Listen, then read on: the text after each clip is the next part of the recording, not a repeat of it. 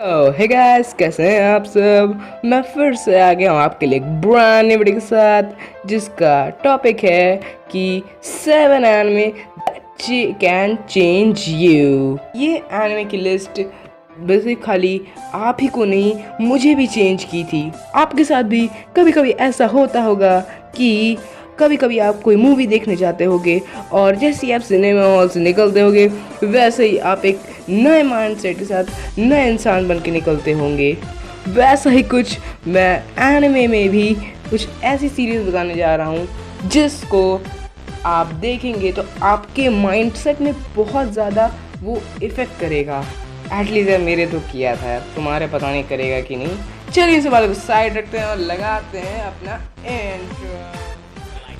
These lollies call me rubbing on her thigh, she stay wet for her. Shawty so kawaii and would die for her. Ride and watch hentai all the time with. So first up in the list is One Punch Man। यार कभी ना कभी तुमने ऐसा ही सोचा होगा कि अगर मेरे पास सारी की सारी दुनिया की पावर आ जाए और मैं इतना ट्रेन कर लूँ कि मेरे पास इतनी ज़्यादा पावर आ जाए कि मैं किसी को एक मुक्के में हरा दूँ। वैसा ही कुछ होता है वन पंच मैन में। एक कैरेक्टर होता है जिसका नाम होता है साइतामा, और साइतामा एक बार इतना ज़्यादा ट्रेन करता है उसके वर्दी कोई ओपोनेंट ही नहीं बचता है। एक टाइम तो उसका ऐसा आ जाता है कि उसके पास इमोशंस ही नहीं रहते हैं और वो बिना इमोशन के सिर्फ खाली उसके पास पावर रहती है। इसको यार देख के मुझे भी लगा था कि हर एक बस पावर ही सब कुछ नहीं होती, हमारे पास रिलेशनशिप भी ज़रूरी होते हैं और बहुत सारी चीज़ें और ज़रूरी होती है। सिर्फ पावर ही एक चीज़ नहीं होती। और पावर से मेरा मतलब है फिज़िकल पावर, वो भी फिज़िकल पावर, वो भी बहुत ज़्यादा फिज़िकल पावर। इस सीरीज़ के 2 सीजन्स हैं और पहले सीज़न में एनिमेशन बहुत अच्छी है, दूसरे सीज़न में थोड़ा सा टपक गए ये लोग, लेकिन पहले सीज़न की animation. Next on the list is my academia. My academia मेरे हिसाब से maximum of you have already seen, but फिर भी मैं इसको मेंशन कर रहा हूँ अपनी लिस्ट में। माय एकेडेमिया में एक ऐसा वर्ल्ड होता है जिसमें हर एक बंदे के पास सुपर पावर होती है। फिर उसके बाद लोग सुपर पावर से सुपर हीरो बनते हैं और कुछ लोग सुपर विलेंस भी बनते हैं। उसी में से एक लड़का होता है जिसका नाम होता है इज़ुकु मिडोरिया। वर्ल्ड का नंबर 1 सुपर हीरो बनना चाहता है, लेकिन उसके पास कोई क्वर्क ही नहीं होता। फिर भी वो दुनिया का सबसे ज़्यादा नंबर 1 सुपर हीरो बनता है। और कैसे बनता है वो जानने के लिए आपको एनिमे देखना पड़ेगा। अब ये एनिमे हम लोग के सुपर हीरो के माइंडसेट को चैलेंज करता है। जैसे कि हम लोग ने सुपर हीरो का माइंडसेट कैसे बना रखा है कि एक सुपर हीरो होगा और वो सुपर विलन के एक मुक्का मारेगा और वहीं पे सुपर विलन ढेर हो जाएगा। लेकिन ये चीज़ नहीं होती माय एकेडेमिया में। ये आपके माइंडसेट को बहुत ज़्यादा चेंज करता है। जैसे कि कुछ लोग को सुपर हीरो बनना होता है लेकिन उनके पास इतना अच्छा क्वर्क नहीं होता है। और सुपर विलेंस जो होते हैं उनका, जैसे कि दूसरे एनिमे में जो सुपर विलेंस होते हैं उनका सिर्फ खाली एक गोल होता है, दुनिया डिस्ट्रॉय करना। लेकिन इस एनिमे में सुपर विलेंस के भी तुम्हारे जो माइंडसेट है उसको भी चैलेंज करता है। सुपर विलेन क्यों बने उसका भी तुमको एक रीज़न दिया जाता है। कुछ लोग तो तुमको विलेन में भी सुपर हीरो देखेंगे, जैसे कि स्टेन नहीं, हीरो किलर स्टेन। ओवरऑल ये सीरीज बहुत ज़्यादा बढ़िया है, सुपर हीरोज़ पे बेस्ड है और इसमें 4 सीज़न है और 5वां का जो ट्रेलर भी निकल गया है। So it's worth watching. Up in our list is Kabaneri in the Iron Fortress plus attack on Titan. अब मुझे समझ ही नहीं आ रहा था कौन सा एनिमे इसमें ऐड करूँ। ये दोनों ही बहुत ज़्यादा अच्छे हैं और दोनों का कॉन्सेप्ट भी बहुत ज़्यादा सेम ही है लगभग। और अटैक ऑन टाइटन बहुत सारे लोगों ने देख लिया होगा, लेकिन काबानेरी इन द आयरन फोर्ट्रेस ज़्यादा लोगों ने नहीं देखा है, तो देख लो। रुको मैं तुमको बताता हूँ कि इस एनिमे में क्या होता है। तो पहले बात करते हैं काबानेरी इन द आयरन फोर्ट्रेस की, क्योंकि अटैक ऑन टाइटन के बारे में सबको पता ही है। तो काबानेरी इन आयरन फोर्ट्रेस में एक ऐसा सेटअप है ट्रेन का। पूरी दुनिया में एक टाइप का वायरस टाइप का फैला हुआ है और वो वायरस आपको इन्फेक्ट किया जा रहा है, लेकिन लोग लोग समझ रहे हैं कि ये भगवान का भेजा हुआ कोई श्राप टाइप का है जो कि हम ह्यूमंस के बदला ले रहा है। लेकिन पूरी दुनिया की ऑलमोस्ट पॉपुलेशन इन्फेक्ट हो चुकी है और एक ट्रेन का कॉन्सेप्ट बनाया गया है इस एनिमे में, और जितने भी दुनिया में बंदे बचे हैं वो सब इस ट्रेन में हैं। और पॉलिटिक्स बहुत कम है इस एनिमे में, बट कैरेक्टर डेवलपमेंट बहुत अच्छा है। Just watch it. क्योंकि अटैक ऑन टाइटन में कैरेक्टर डेवलपमेंट में इतना ध्यान नहीं दिया गया है जितना काबनेरी इन द आयरन फोर्ट्रेस में दिया गया है। ओवरऑल इस एनिमे का एक सीज़न है, 12-13 एपिसोड कुछ करके है, तो देख लेना यार, छोटा ही एनिमे है। तो चलिए बात करते हैं अटैक ऑन टाइटन की। अब अटैक ऑन टाइटन के मतलब मुझे ज़्यादा कुछ एक्सप्लेन करने की ज़रूरत नहीं है। एक दुनिया है टाइटन्स की और उसमें 3 दीवारें हैं जो कि ह्यूमैनिटी को 100 साल तक सर्व करती आई हैं। और लेकिन एक इतना बड़ा टाइटन आ जाता है तो उनकी दीवारों पे ब्रेक कर देता है, ब्ला ब्ला ब्ला ब्ला ब्ला ब्ला ब्ला ब्ला।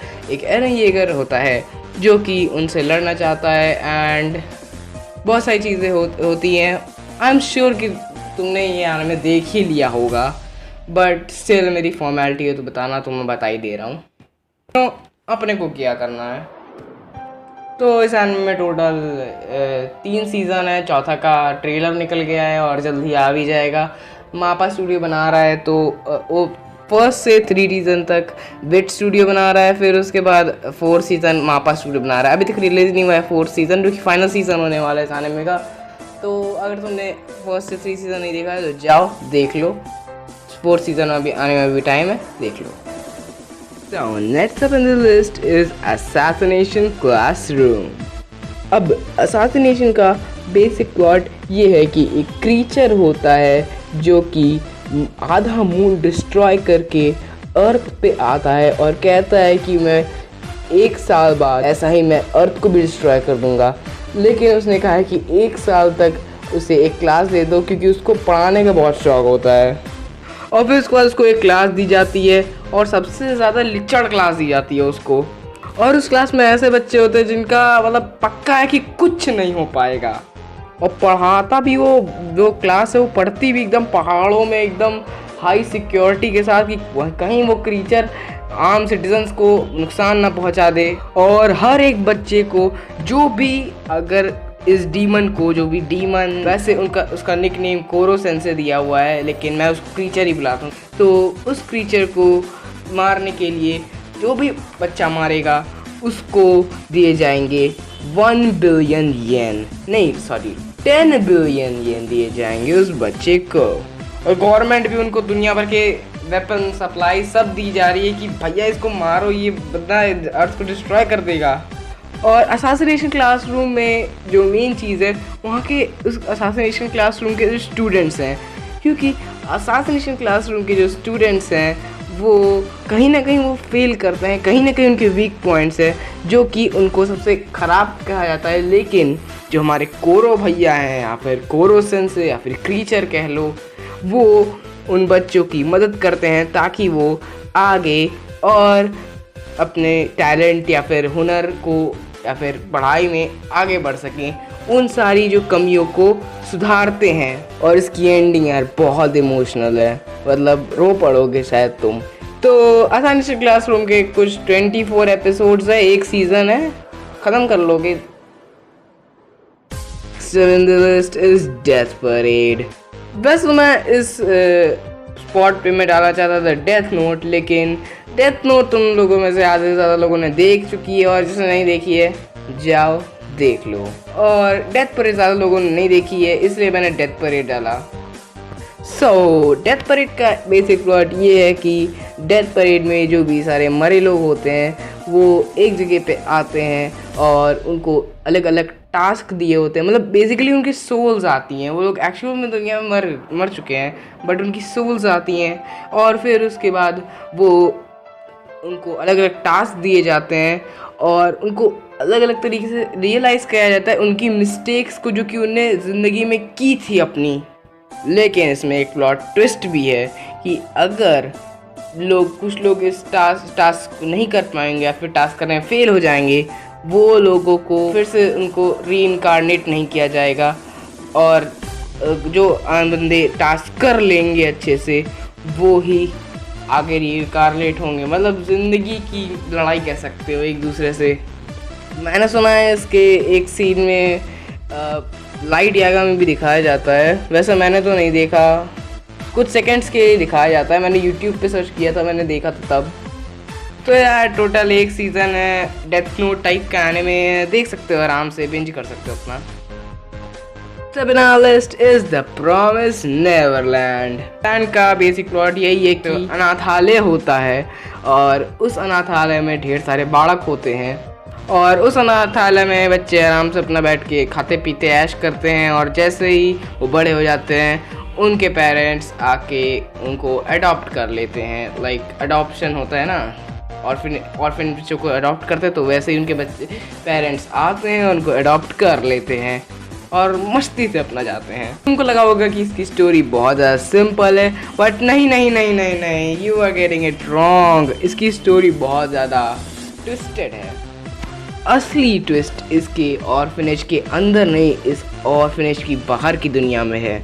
और ये जो बच्चे होते हैं ये माँ बाप से नहीं अडॉप्ट होते हैं, ये अडॉप्ट होते हैं खाने के तौर पे। यस, इस ऑर्फनेज के बाहर डीमंस की दुनिया है और ये एक्चुअल में एक ऑर्फनेज नहीं है, ये एक फैक्ट्री है जो कि बच्चों को खाने की तौर पे डीमंस को देने के लिए होता है।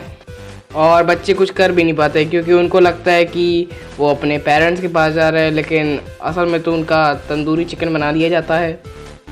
और ऐसे ही एक बच्चा जा रहा होता है उस ऑर्फनेज से एक दिन, और उसके दो दोस्त, उस बच्चे का एक खिलौना रह जाता है और उसके दो दोस्त एमा और नॉर्मन जाते हैं उसको खिलौना वापस करने। और वो ऑर्फनेज के मेन गेट के सामने खड़े होते हैं और वो क्या देखते हैं कि उनका जो दोस्त है वो एक्चुअल में खाना बन चुका। और एमा और नॉर्मन को पता चल जाता है इस ऑर्फनेज की असलियत कि ये असल में ऑर्फनेज नहीं है, हम लोग के माँ बाप के पास नहीं है, ये एक फैक्ट्री है जो कि हम लोग को खाने की तौर पर पेश करता है और बाहर जाके हम लोग का तंदूरी चिकन बन जाता है। तंदूरी चिकन नहीं, तंदूरी ह्यूमन बन जाता है। मुझे जानने में कि यही बात समझ में थी, बच्चे तो समझदार कैसे हैं यार। लिटरली मैं भाई जब छोटा था तो मैं कभी कभी अपना पैंट ऊपर करता था, पैंट का जिप ऊपर करता था और हो जाता था मेरे साथ हद से। एनीवेज यार, ये एनिमे कुछ माइंड गेम टाइप का है। माइंड गेम से तुम्हारे दिमाग में डेथ नोट की घंटी बज रही होगी, लेकिन ये डेथ नोट जैसा नहीं है, ये अपने में ही अलग है। सो या एक सीज़न है, 12 एपिसोड है, सेकंड सीज़न आ ही जाएगा जल्दी, उम्मीद तो है। सो या 12 एपिसोड का है, 2-3 दिन में आराम से ख़त्म कर सकते हो। Last but not the least in the list is demon slayer. तो पहले बात करते हैं डीमन स्लेयर की। डीमन स्लेयर में एक दुनिया होती है डीमंस की, और उन डीमंस को ह्यूमन फ्लेश की ज़रूरत होती है ज़िंदा रहने के लिए। और जैसे ही वो किसी और को खाते हैं वैसे ही वो खुद भी बन जाते, जिन लोग को खाते हैं वो भी बन जाते हैं एक डीमन। और इस तरह से डीमन की पॉपुलेशन बढ़ती रहती है। और कुछ लोग, स्पेशल लोग जो कि इन डीमन से फाइट कर सकते हैं, उनको बोला जाता है डीमन स्लेयर। उनको एक स्वॉर्ड दे दी जाती है और उनको एक ब्रीदिंग स्टाइल सिखा दिया जाता है और उनको एक तलवार दे दी जाती है, कहते हैं go and fight those demons. वैसे ये एक लौंडा होता है, इसका नाम होता है तांजिरो, और एक दिन अपने घर से बाहर जाता है और उसके घर में जब उसके सिबलिंग्स रहते हैं और एक डीमन आ जाता है उसके घर में और उस सारे बंदों को मार देता है। बहुत छोटे छोटे बच्चे मर जाते हैं, लेकिन उसकी एक बहन जिसका नाम है नेज़ुको वो बच जाती है, लेकिन वो बन जाती है एक डीमन। जैसे ही उसको पता चलता है वो जाता है एक डीमन स्लेयर बनने, तलवार पकड़ लेता है और पहले चला जाता है अपना डीमन स्लेयर बनने, ताकि वो अपने बहन के लिए क्योर ढूंढ पाए, ताकि वो अपनी बहन को वापस से इंसान बना सके। सो या it's a fun anime to watch. एक सीज़न है, एक सीज़न में कम से कम 26 एपिसोड्स हैं। यार हमारी अब ख़त्म होती है वीडियो। Thanks for watching.